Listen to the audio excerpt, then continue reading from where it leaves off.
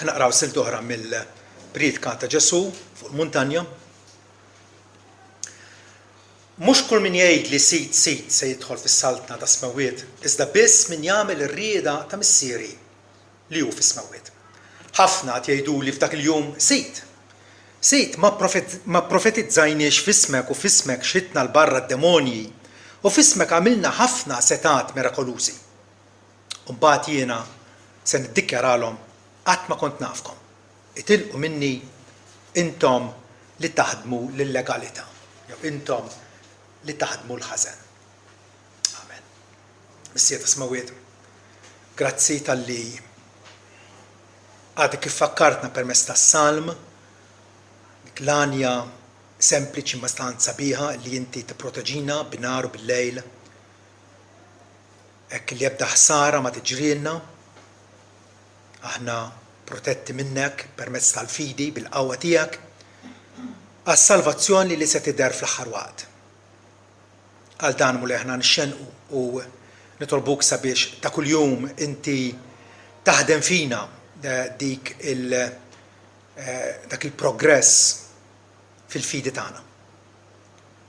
Watina mulej ukoll li issa nisimgħu xi ġifieri eżattament it-twissija li għatina li mgħallem tagħna. Għatina mulej li l-kelma nfittxu napplikawha għar-ruħna stess sabiex tkun ta' ġid u ta' barka għalina. Dan tolbuh għas-sebħ u l-glorja tiegħek. Amen. Amen. Kull fejn jintbagħat l-Evanġelju mad-dinja kollha, Alla qed jistieden lil midinbin il-dawk li huma edewa tiegħu sabiex jieħdu mill-ilma tal-ħajja b'xejn. Qotja b'xejn tal-ħobs ħaj li niżel mis-sema biex kull min jiekol minnu jgħix għal dejjem. L-qotja tal-Alla li hekk ħabb id-dinja u frattant l-ironija hi li ħafna nies jibqgħu mingħajr ma jilqgħu għalihom infushom personalment l-qotja tal-Alla. Salvazzjoni hija qotja, hija mhux għax nimmeritawha, imma qotja offruta lil midinbin ħatja. U ħafna nies jibqgħu mingħajr ma jitlu minn l-bib id-dejja illi Ġesu kellimna dwaru ukoll, itlu mill-bib id-dejja għax wiesa hija x-xadba u wiesa hija triq li tagħti għat-telfien. Ma triq il-bib id-dejja x'inhu dan huwa hu nnifsu. Kif jispjega darba meta kien Ġerusalem u lin-nies jgħidilhom jien huwa l-bieb. Jekk xi ħadd jidħol minni isalva, jidħol joħroġ u jsib il-mera. Frattant ħafna nies jibqgħu mingħajr ma jilqgħu din l-qotja tal-Alla, l-qotja li ma tistax titfisser bil-kliem, qotja stupenda, qotja ta' maħfra, ta' aċċettazzjoni, ta' fidwa eterna, minħabba jkollok issib ir-raġuni ewlenija minħabba l-ingann tagħna nfusna. Bniedem iħobb iqarraq bih innifsu. Ma tantx jammettija, però l-aktar ħaġa faċli nagħmlu bħala bnedmin hija li aħna ningannaw lilna nfusna. U jerġa' għaliex ningannaw minħabba l-kburija tagħna. Ma rridux nammettu li aħna foqra fl-ispirtu. Frattant tiftakru illi l-priedka tiegħu Ġesu bdija din is-sentenza fenomenali, mberkin il-foqra fl-ispirtu għax tagħhom hija s-saltna ta' Smawiet, tagħhom u mhux ta' ħadd ieħor. Ta' dawk illi jarfu li huma falluti spiritwalment, illi m'għandhom xejn xofru lil Alla, ħlief illi bidejn battala jilqgħu l-qotja meraviljuża tiegħu. Issa Ġesu wasal biex jikkonkludi din il-priedka tiegħu. Priedka li aħna narfuha bħala il-manifest tas-saltna. Ġesu qed jiddeskrivi kif għandhom ikunu d-dixxipli tiegħu illi jonorawh, illi jimxu warajh matul priedka kollha aqra u tara Ġesu x'qiegħed jippretendi minnha. Ġej Sirajl issa jgħid illi Sidna Ġesu jibda jikkonkludi l-priedka tiegħu fuq il-muntanja b'applikazzjoni li tinfet il-qalb. Il-verità li għaddilna ma jħallix flajru Ġesu. ma jrid illi tinfet sal-kuxjenza tagħna. Illi naslu ħanidu hekk f'salib it-toroq u nsaqsu nafusna x'ħan nagħmel b'dil verità li smajt minn fom is-Sid Ġesu. Raj li kompli jgħid Ġesu idur mill-profeti foloz għal prattikanti foloz, minn għalliema fażulli għal semmija fażulli. L-għalliema foloz fetħilna jnejja dwarhom u s-siena meta qalilna illi jiġu għandkom lebsin tan-naċ imma huma attwalment il-pub ħattafa. Tarfuhom mill-frott tagħhom, mill-imġiba morali tagħhom u mit-tagħlim ħażin tagħhom. Immissa, Ġesu għandu fl-interess tiegħu wkoll illi indirizza lil prattikanti foloz, il-dixxipli ta' Parsi. Dixxipli ta' Parsi. Illum il-ġurnata dawn it-tip ta' nies insejħulhom Kristjani tal-isem. Kristjani tal-isem. U rridu f'dan il-ħin li għandna qudiemna niddeterminaw il-kol kemm aħna personalment aħniex Kristjani tal-isem inkella nies ta' bilħaq imwielda mill-ġdid, nies mogħtija qalb ġdida illi hija sensittiva għal Alla li tixtieq toġbu u tixtieq timxi fuq il-kmandamenti tiegħu. Il-Kristjani tal-isem huma popolari ħafna. Għadni kif iċċekkjajt fid-dinja fil-ġenerazzjoni tal-lum hemm 2.38 biljun ruħ li jekk issaqsihom u tgħidilhom x'inhi r-reliġjon tiegħek jgħidulek bla tlaqliq jien Nisrani jew jien Kristjan. Kattoliċi, protestanti, ortodossi, 2.38%. U Ġesu jgħid ħafna minn dawn se jkunu sorpriżi, se jkunu xukjati fil-ġudizzju meta Ġesu jippronunzja sentenza kontrihom. Tbedu minni intom li tagħmlu l-ħażen. U allura ma nistgħux ngħidu li aħna eżenti milli neżaminaw lil nfusna biex naraw aħniex minn dawn it-tip ta' Kristjani. Kristjani C.T. Studd, il-missjonarju Ingliż li kien mar fil-Kongo tal-Afrika, kien ħobb jitkellem dwar Kristjani li huma soldati ta' ċikkolata. Soldati ta' ċikkolata tpoġġihom fix-xemx idubu, jinħallu. Mhumiex soldati tal-azzar, soldati li kapaċi jmorru għall-gwerra fit-taqbida. Soldati ta' ċikkolata għall-konvenjenza. Għaliex għax il-ġenituri tagħhom rabbewhom fil-fidi Kristjana u allura huma sempliċement jassumu illi allura awtomatikament huma wkoll Kristjani. Xi ħaġa li tintiret bħalma missierek jista' ħallilek dar jew fil-leġġatura, tista' wkoll tirċievi b'wirt sistema ta' reliġjon illi intellettwalment inti taf x'inhi, però qed titrasformak, qiegħda tibdlek. Għandek dik ir-relazzjoni ħajja mal-Alla permezz tagħha? Le. U allura dawn huma il-Kristjani nominali. Il-Kristjani nominali. Il-bniedem midneb huwa inklinat li ħares lejh innifsu b'favur u jpoġġi lil nifsu fl-aħjar dawl. U maħniex kapaċi bħala bnedmin kif qal T.S. Eliot illi nissapportu ħafna realtà. Rridu r-realtà. Imma kemm nissapportu ħafna realtà. Ġifieri kemm kapaċi nħarsu nfusna biex nassessjaw realment x'aħna. X'aħna realment. Maħabba l-gburija allura ħafna jirreġettaw l-Evanġelju, ma joqogħdux għalih, ma jarfux illi Ġesu miet għal propjament għal midinbin bħali u bħalek. Jassumu li huma nies ġusti. Frattan Ġesu qal jien ma ġejtx biex insejjaħ nies ġusti. Ma ġejt biex insejjaħ il-midinbin għall-indiema. U dik hija d-differenza kollha. Hawnhekk allura Ġesu meta jgħid mhux kull min jgħid sid se jidħol f'salt nismawiet. Iżda biss min jagħmel ir-ried ta' missieri lu f'ismawiet. Qiegħed jirreferi mhux għall-Atej, ovvjament. Mhux qed jirreferi għan-nies li bi sfaċċataġni biksuħat jgħidu Alla ma jeżistix. jew għall-agnostiċi, jew nies irreliġjużi, nies immorali, nies sikrana, immorali, pagani, eretiċi, apostati, mhux dak in-nies qed jgħid. Nies li jassumu, nies li jaħsbu illi huma Kristjani ta' vera. Qed jitkellem dwar nies sinċerament devoti, sinċerament attivi f'ħidma nisranija ta' tagħlim, ta' pritkar, u allura jassumu illi b'daqshekk huma dixxipli tiegħu. Dan id-diskors impressjonanti, sit, Ġesu jarfuh bħala sit. Però m'għandhomx imġiba għaddisa dak it-tip ta' diskors ma jsaraf xejn.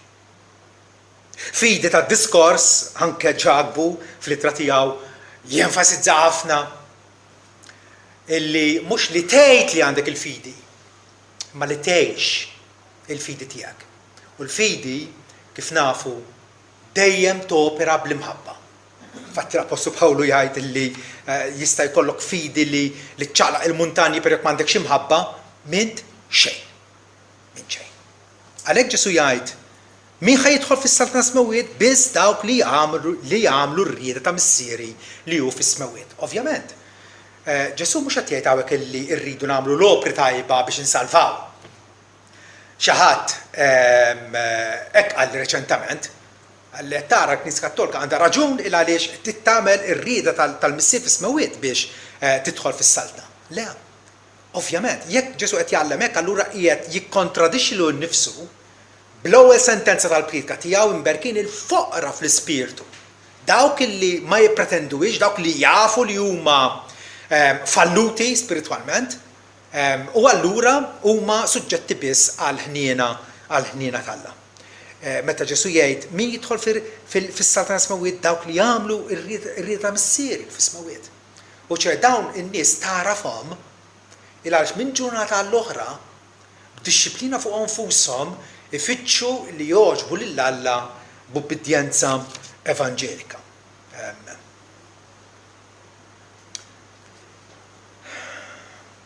Il-profeti foloz jgħidu u ma jagħmlux. Ġesu infatti f'Mattew 23 jgħid illi tagħmlux l-emejjel ta' dawn l-iskribu l-Farisej.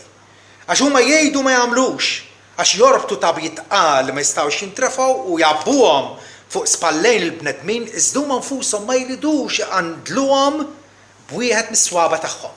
Profeti foloz hekk huma. Imma mbagħad il-Kristjani nominali jisimgħu mingħajr ma jagħmlu. Anzi jieħdu pjaċir jisimgħu. U anke wkoll jidhirhom li għandhom jgħalmu lil ħadd ieħor, però jibqgħu mingħajr ma jagħmlu. Ġagbu jgħidilna kunu għammiela tal-kelma. Għammiela. Doers. Illi l-kelma qed tirċevija b'dik il-manswitudni b'qalb ġwejda, taraf li totta għalik u allura inse sarrafa f'dik l-imġiba ġusta u għaddisa minn ġurnata għall-oħra. Kristjani tal-isem huma traċedja għalihom nfushom. U ma rridx li xi ħadd minnkom ikun hekk. Irridu nkunu kuraġġjużi u nassessjaw lil nfusna.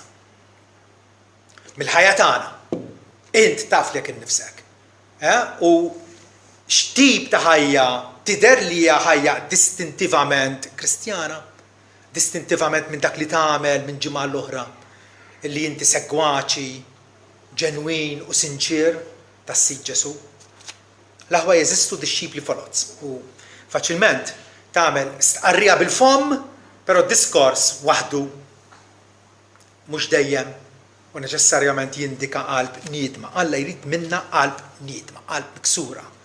Qalb illi hija sobiena minħabba illi ħadnija kontra Alla, offendejnieh bid-diskorsna, b'emielna, bil-ħsibijiet tagħna u dik il-qalb niedma biss illi Alla iħares leha. Alla ħares leha b'favur. L-era ta' dik il-fidi tad-diskors tinkixef għaliex m'għandha xejn sostanzjal, m'għandha xejn tippreżenta.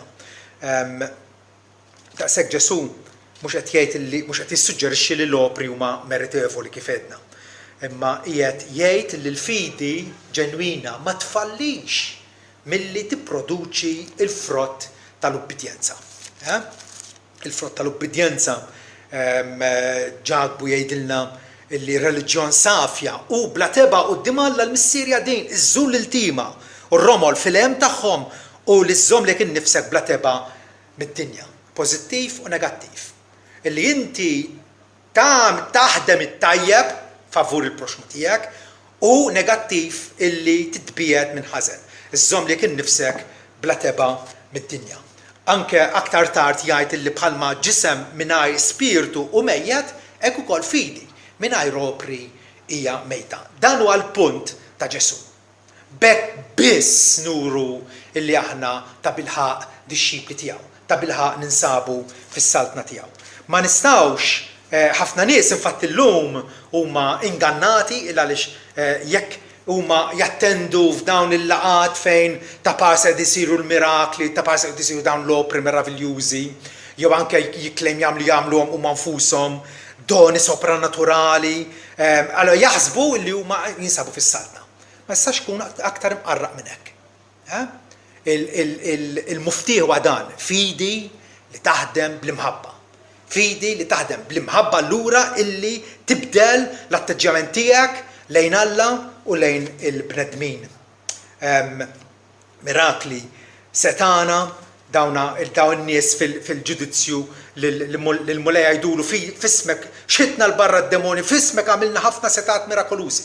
U Ġesu jgħidulhom ma kontx nafkom. Min intom? Qatt ma kellhom relazzjoni vitali ma' Alla. Il-setat mirakolużi huma ebda prova li l-individwu li għamilhom għandu l-approvazzjoni tal-Alla. Ebda prova. Meta Mosè mar qudiem il-Farun, il-magi tal-Farun għamlu jew ikkupjaw ċertu mirakli li għamlu. Bl-ingann u l-qer tagħhom. U l-istess ħaġa qed jiġri llum. U l-istess ħaġa jibqa' jiġri sa tmiem iż-żmien. Pawlu isemmi meta jidher il-bniedem ta' dnub jgħid illi l-miġja ta' tal-ħażin tkun skont il-ħidma ta' Satana bis-seta kollha u sinjali u weġubiet giddieba u bil-qer kollu tal-ħażen f'dawk li jintilfu. Huma affaxxinati, huma impressjonati b'dawn il-mirakli fażulli, però jintilfu għax ma laqgħux l-imħabba tal-verità biex isalvaw, jgħidilna. Ma laqgħux l-imħabba tal-verità. Il-verità semgħuha però qatt ma ħalli dak l-impatt fil-qalb tagħhom hekk illi laqgħuha u jgħixu fid-dawl tagħha. Wieħed jista' jaġixxi f'isem Ġesu, fatti il-profeti Foroz il-ħin kollu jgħidu f'isem Ġesu ħanfejqek f'isem Ġesu, f'isem Ġesu. Qed jabbużaw bl-isem qaddis u sagru ta' Ġesu biex jaħbu lil anfushom biex ta' parsi huma mibgħutin minn Alla. Però Ġesu nnifsu jikxifhom għaliex meta jgħidulu f'ismek xitna l-barra d-demonji, Ġesu jgħidulhom ma kontx nafkom. Ma kontx nafkom. Biss l-ubbidjenza evanġelika hija il-kwalifika indispensabbli biex inti tidher fil-ġudizzju u tkun ġustifikat. Bindiema ġenwina u fiduċja fi Kristu hekk insalvaw. Fiduċja fi Kristu għax nafu li aħna dgħajfa, m'aħniex kapaċi fina nfusna u allura induru lejh. L-Apostolu Pawlu jitkellem dwar dan meta jirrakkonta dwar il-konverżjoni tiegħu stess. U jgħid li Ġesu derlu u batu biex tiftaħ għajnejhom il-pagani ġifieri u ddawwarhom id-dlama d-dawl mill-ħakma ta' Satana għal Alla biex ikollhom il-maħfra tad-dubiet u wirt fost dawk li huma mqazzin bil-fidi fija. Għalhekk Sultan Agrippa jkompli jgħidlu. Ma bqajtx ma smajtx mid-dera tas-sema. Iżda bdejt inxanda l-ewwel il dawk ta' Damasku f'Ġerusalemm u fl-artijiet kollha tal-Ludija u mbagħad lill-Ġentili illi jeħtieġ jindmu u jerġgħu li Alla u jagħmlu emejjel li jxirqu lill-indiema. Indiema illi attwalment tirriżulta f'emejjel ġusti. U hemm biss illi nistgħu nsibu il-sigurtà tagħna illi ta' bilħaq l-Ispirtu tal-Alla qiegħed jopera fina. Altrimenti ma nistgħu nippretendu xejn fil-ġudizzju ħlief il-Ġesu li pronunzja sentenza ta' kundanna kontra tagħna. Ħafna nies kif għadna se jkunu sorpriżi fil-ġudizzju. Se jkunu xokjati, se jkunu skandalizzati kif Ġesu ma jilqaħħomx. Tant ħadmu, tant għamlu, però fejn kienet l-obbedjenza? Kienet aktar qegħdin imexxu l-programm egoist tagħhom infushom milli jonoraw il-Kristu. Ġesu jgħidulhom itilqu minnu, itilqu minni. Ġesu jirreġetta bnedmin impenitenti, bnedmin blandiema. Bnedmin jidrilhom li qegħdin jaħdmu tajjeb il għaliex bih jirrikmandaw lilhom nfushom quddiem Alla. Mentri Eżajja jgħidilna l-opri ġusti kollha tagħna huma bħal ċaruta maħmuġa ma jiswew xejn. Xejn. Pawlu wkoll jgħid illi dak kollu kien taqliħa lija u semma lista sħiħa ta' vantaġġi li kellu. Imrobbi fil-reliġjon, dak iż-żelu, ifittex jobd il-liġi tal-Alla, kellu parentela tajba, però qal dawk il-affarijiet li kienu taqliħa lija jiena għoddejthom bħala telf biex nirbaħ il-Kristu. Għoddejthom anzi bħala żibel jgħid biex ninstab fi Kristu. Allura l-aħwa, fid-dawl ta' dit-twissija solenni ta' Sidna Ġesu. Id insaqsi li nifsina x'inhu l-importanti għalija? X'inhu li nippressjona lin-nies, li mmur mal-kurrent, illi nagħmel kif qed jagħmel ħadd ieħor, jew li nassigura ruħi illi ta' bilħaq jiena membru ħaj fi Kristu. Illi jiena fera f'dik id-dilja l-vera, fera li qed tagħmel il-frott. Ġesu qal jekk fera ma tagħmilx frott missieri jaqtaħħa u dawn il-frija mejta jinxtaħtu fin-nar u jinħarqu. X'inhu importanti ismu għalik? Mhux ħafna nies infatti ifittxu jekk istaqsihom x'qegħdin ifittxu bħala aktar import karriera brillanti, suċċess mondan, qegħdin ifittxu poter politiku vera ħafna nies, il-poter politiku, jew ifittxu li jkunu ekonomikament vijabbli, jew qegħdin ifittxu l-prestiġju soċjali, kulħadd għandu il-programm u l-ambizzjoni tiegħu. Ma qed ifittex il-fama, ma qed ifittex ir-rikkezzi, però il-bniedem għaqli, il-bniedem li għandu d-den mis-sema jgħid l-iktar ħaġa importanti għalija li nara fil-Alla permezz ta' Sidna Ġesu Kristu. Ħadd qatt mara l-Alla f'xi żmien li ben il-waħdin ilu fih dan il-missier u għarrafulna. Ġesu mibgħut biex jarfinna lill-Alla u biex innifsu jkun it-triq li twassal għal għand Alla. U it-tama kollha tagħna. U l-uniku salvatur tal-bnedmin. U allura imisni infittxu serjament u sinċerament. Matthew Newcomen, wieħed mill-Puritani jgħid il-bnedmin jista' jkollhom tarif dwar Alla bis-smieħ tal-widna. Fost dawk 2.38 biljun ruħ li jgħidu l-huma Kristjani llum il-ġurnata. Semgħu dwar Alla bis-smieħ tal-widna, imma Newcomen ikompli jgħidilna u frattant ma jkunux mitla tiegħu ta' bilħaq. Hija traċedja. Tant qrib u frattant tant intilbot illi tagħmel id-differenza bejn ġenna jew infern. U allura immaġinaw daqsxejn. Jekk aħna nafu illi Alla u Alla ħalaq fuq xbija tiegħu u ħalaqna taħtu biex nonorawh u nroddulu ħajr u nirrikonoxxuh fil-ħajja tagħna. U frattant nafu li ma għamilniex hekk. Konsistentament għarrielna minna nagħmlu hekk. Allura x'inhu l-aktar ħaġa importanti issa li jiena infittxu lil Alla għax naf li Alla jilqa' lin-nies niedma. U jekk jarrielna milli nagħmlu hekk, id-dinja preżenti issir għalina post Trump u tal-ġem biss. Niftakar jien meta kont għadni qabel ma konvertejt 20 sena, però kont qed inħoss li qiegħed f'dinja stramba minn dejjem kont naħseb jiena, minn dejjem kont riflessiv. Imma kont x'dinja stramba din, xi skopu, x'inhu l-lan ta' kollox. U kien qed jiludini. Ma kellix tweġiba. U kont inħoss li d-dinja hija biss post tawġieħ. Post tawġieħ, il-ħajja nfisha issir eventwalment dispjaċir biss u diżappunt massiv. Għax anke jekk inti fi kliem Ġesu tirbaħ id-dinja kollha, imbagħad titlef ruħek. Xi tkun akkwistajt, xi tkun irbaħt. Irridu nfittxu lil Alla b'impenn. Alla mill-bidunet permezz ta' Mosè jappellalna biex aħna nfittxuh. Mhux sempliċement bħala kurjużità, mhux sempliċement għax forsi marti jew ħabibi qed jagħmel hekk.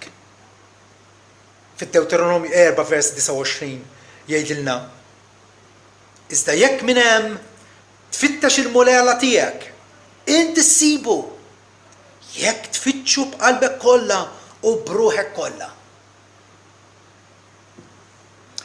Il-tfittxija tagħna illa ma tistax tkun ta' nofsketta, ma tistax tkun passiva, għażiena. Jekk ta' bilħaq, l-iżjed ħaġa kruċjali hija li jiena nsalva ruħi, jeħtieġ li jiena nkun milquh minn Alla, li mħallef li ma jinxtarax bit-tixħin, mħallef ġust. Allora din hija l-aqwa priorità ta' ħajti sabiex ingawdi relazzjoni vitali miegħu u jekk ma jagħmilx hekk nispiċċa notor u nteftef matul omri kollu fil-għama bla sens ta' direzzjoni, nieqes mill-fehma, tant li naħli ħajti u għar minn kollox nitlef ruħi. La Ġesu stess qal jiena d-dawl tad-dinja. Min jimxi warajja, dawn huma n-nies illi ma jitfixklux, ma jkollhom id-dawl tal-ħajja.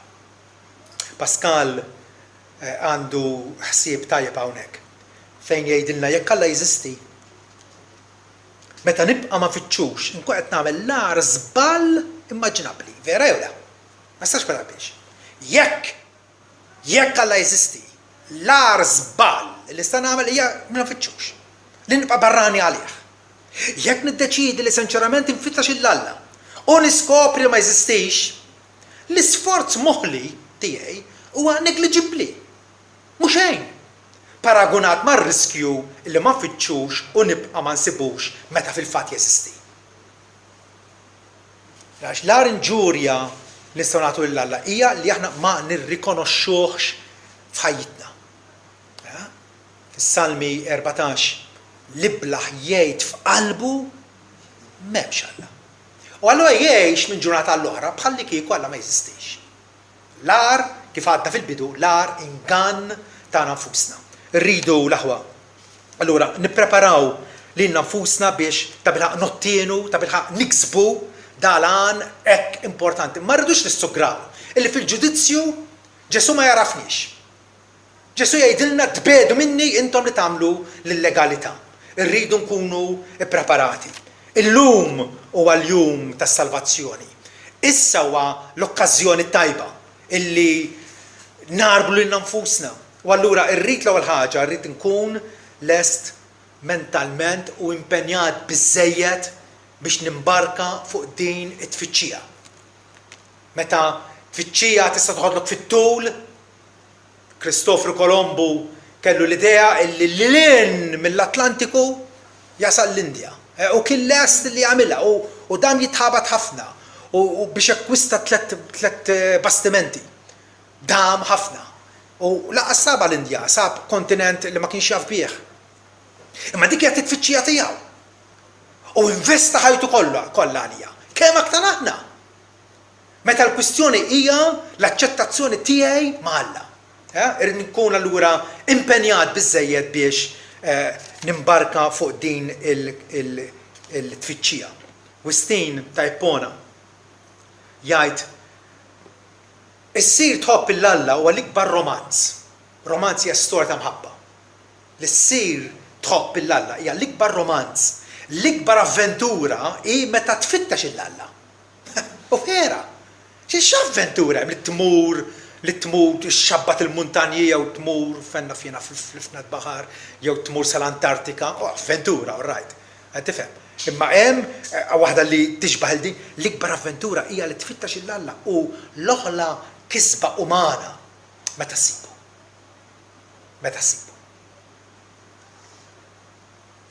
Irridu nfittxuh għaliex Alla huwa Alla, Alla li jistħoqlu il-qima, id-devozzjoni, ir-ringrazzjament, is-sebħ tagħna kontinwament. Dik l-ewwel ħaġa. It-tieni wkoll irid infittxu skont kelmtu u f'kelmtu. Ma nistax infittxu b'nadi oħra. Ma nistax insaqsi l-raġuni tiegħi jew il-filosofi tad-dinja. Il-filosofi tad-dinja ħajtuni l-opinjoni tagħhom li kollha jikkontraddixxu xulxin. Kollha barbuljata waħda. Irid infittxu f'kelmtu u skont kelmtu.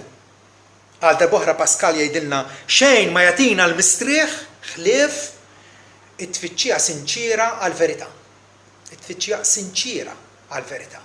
It-tfittxija illi la darba sibt il-verità u dik il-verità tista' tredek, tista' taqalek mill-eruq, ħadd tkun lest illi inti tħaddan lila. Għaliex? Ġesu qal liben jagħmilkom ħelsin. Jekk mela liben jagħmilkom ħelsin tkunu ta' bilħaq ħelsin.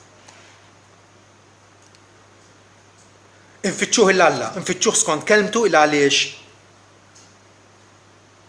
aktar u aktar meta għandna weda tant sabiħa minn għandu illi min ifittxu bi premura u bl-ikbar serjetà ċertament isibu lill-Alla.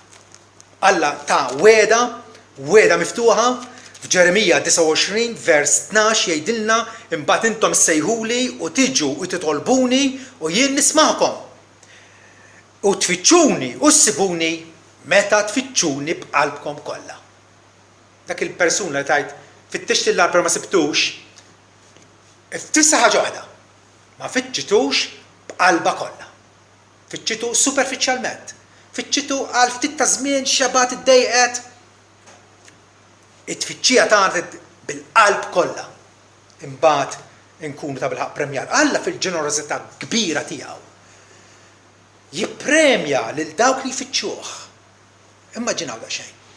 Mina jfidi jgħidilna u impossibbli wieħed joġob il-Alla. Għax min jersaq li Alla jeħtieġ jemmel l-ewwel nett li Alla hu. Li Alla jeżisti. U li jippremja il dawk li jfittxuh sewwa. Għal darba oħra li jfittxuh sewwa. Li jfittxuh fid-dawl tal-kelma tiegħu. Skont l-Iskrittura, jekk ta' bilħaq irridu nkunu ikollna dik il-konfidenza illi fil-ġudizzju Ġesu se jarafni. Ġesu se jodni u jilqani fi ħdanu bħala wild tiegħu, dixxiplu tiegħu. Allura rrid li min issa illi nara fil-Alla ħajju veru. Mhux kwalunkwe l-allat kollha tad-dinja, l-filosofiji kollha. Ma żibel huma gideb. L-iskrittura tal-verità. Nsibu nafu lill-Alla fil-karattru sabiħ, ħanin u qaddis u rrid inkun nafu wkoll kif irribellajt kontra tiegħu. Il-Bibja qabel ma ddewwina iġġerraħna. Qabel ma ddewwina tferina, turina il-problema ewlenija tagħna, id-dnub. U l-ħlas ta' dnub huwa l-mewt. Imma lotja b'xejn talla hija l-ħajja ta' dejjem permezz ta' Sidna Ġesu Kristu. Imbagħad ukoll allura irrid nkun naf kif Alla bil-grazzja tiegħu jeħlisni mid-dnubiet illi bihom offendejtu. U mill-miżerja skabruża tiegħi, għax id-dnub iġib miżerja, id-dnub iġib skuntentizza, id-dnub iġib kull denji, kull ħsara immaġinabbli. Kif Alla jeħlisni mid-dnub? L-Apostlu Pawlu jgħid f'waħda mill-pritki tiegħu lilu l-profeti kollha jiġdu, il-profeti kollha li jgħixu qabel it-twelid ta' Ġesu, jiġdu illi dawk kollha li jemmnu f'ismu jaqilgħu il-maħfra tad-dubiet permezz tiegħu. Sabiħa, sempliċi, glorjuża, sublimi. Ilqa lotja li Alla qiegħed jagħtik. Għax imbagħad hemmhekk ħajkollok 1000 raġun għalfejn inti għandek torjenta ħajtek u tinvesti jiemek fil-li inti tirringrazzja lil Alla. Ħajja ta' ringrazzjament, ħajja ta' respons għal Alla ħabna biex aħna inħobbuh lura. Kif nirringrazzja lil Alla? Ġesu jgħid ħajiddi dawlkom quddiem il-bnedmin biex huma jaraw l-emejjel tajba tagħkom u jigglorifikaw lil missierkom illi hu fis-smawiet. Din tkun il-vija ta' dawk il-Kristjani, mhux Kristjani tal-isem, imma Kristjani ġenwini. Kristjani li ta' bilħaq l-Ispiritu t'Alla jammar fihom u qed jitrasformhom, qed jibdilhom fi xbija ta' Kristu. Bil-mistennija ħienja illi meta nidru għal ġudizzju quddiem it-tribunal ta' Kristu ta' bilħaq jagħtina merħba fih danu.